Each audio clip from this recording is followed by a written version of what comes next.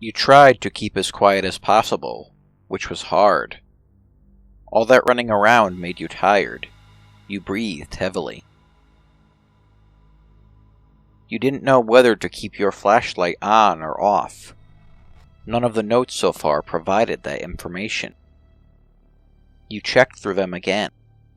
You didn't have a clue if you found them in order. But did it matter? What if it did? At first you thought you knew why he was after you. Your eyes, your lips. All the things he didn't have, you did. But soon you found out that you weren't the only one. Why didn't he take their facial features? And besides, he didn't even need them. You sat in the corner of a room, the notes spread out before you. There was a drawing with just him and the trees surrounding him.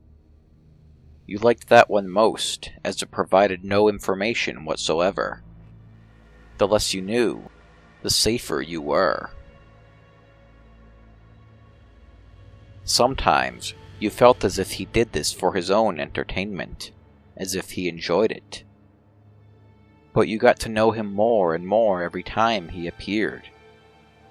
Maybe he would have left you if you hadn't found the notes. At first, he only trailed behind you. The more you found out, the more he treated you as a threat. Your flashlight started to flicker, snapping you out of your thoughts. Did he find you? This hadn't happened before every time you were so close to being whatever it was he did. You knew so little about him, but he treated you as if you knew enough to be a threat. Curiosity killed the cat, after all. The light finally died out after what seemed like hours of flickering. You gathered all the notes and stuffed them in the pockets of your jacket. Standing up, you leaned on the wall. It would be easier to start running if he did find you that way.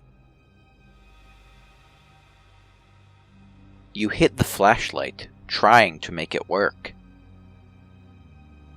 When it didn't, you indulged back into your thoughts. It didn't help to get rid of him, if you can get rid of him, but it did calm you down. For a millisecond, the light flickered on. You kept staring at it as if that would make it work. It did. Your lips twitched to a smile. You felt less lonely in the light. Your eyes followed the beam. It led to a black tie. You were too scared to wipe the smile off of your face. You had frozen.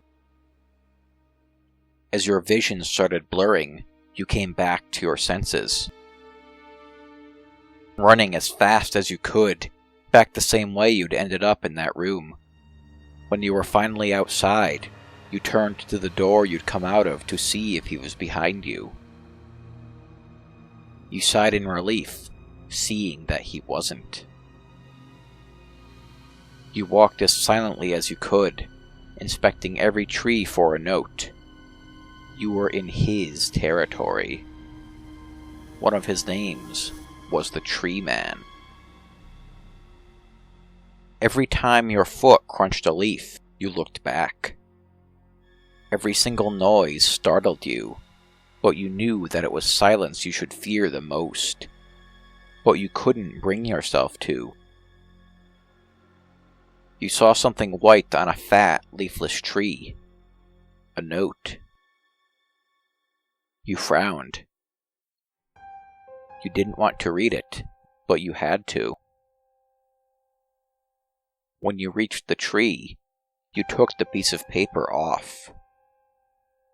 "Don't look, or he will take you," it read. You stared at it. That's all you had to do? Not look at him?